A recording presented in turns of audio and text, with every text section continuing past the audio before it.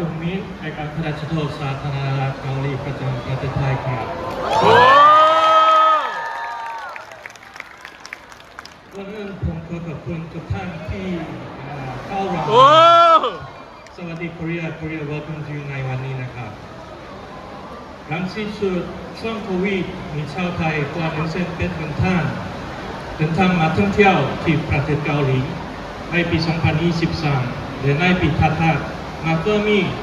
ยอดเพิ่มขึ้นถึงเกือบ37,000 คนเลยครับในปีนี้เองผมก็คาดหวังว่าชาวไทยหลายๆท่านจะมาเที่ยวในประเทศเกาหลีอีกครับในยุคนี้ผู้คนสามารถเข้าถึงคอนเทนต์และวัฒนธรรมทางประเทศได้ง่ายขึ้นแต่ผมเชื่อว่าการแลกเปลี่ยนระหว่างประชาชนของทั้งสองประเทศเป็นตัวบ่งชี้มิตรภาพและความร่วมมือที่แท้จริงครับรัฐบาลเกาหลีก็ให้ความสำคัญในจุดนี้ครับเราจึงตั้งใจปรับเปลี่ยนขั้นตอนการเข้าประเทศให้ง่ายขึ้นรวมถึงร่วมมือกับคณะการปกครองส่วนท้องถิ่นเพื่อพัฒนาแหล่งท่องเที่ยวเพื่อให้นักท่องเที่ยวชาวไทยรู้สึกอุ่นใจและสะดวกสบายในการมาเกาหลีมากขึ้นครับนอกจากนี้ในวันที่31 ตุลาคมถึง1 พฤศจิกายนจะมีการจัดประชุมสุดยอด APEC 2025 ณ เมืองเทียนจูภายใต้แนวคิดสำคัญวันพรุ่งนี้ที่ยังเน้นการเชื่อมโยงนวัตกรรมความเจริญรุ่งเรืองซึ่งเมืองเทียนจูสามารถเดินทางจากบุซานโดยรถไฟ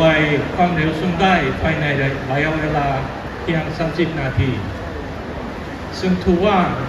เป็นเมืองที่เดินไปด้วยประวัติศาสตร์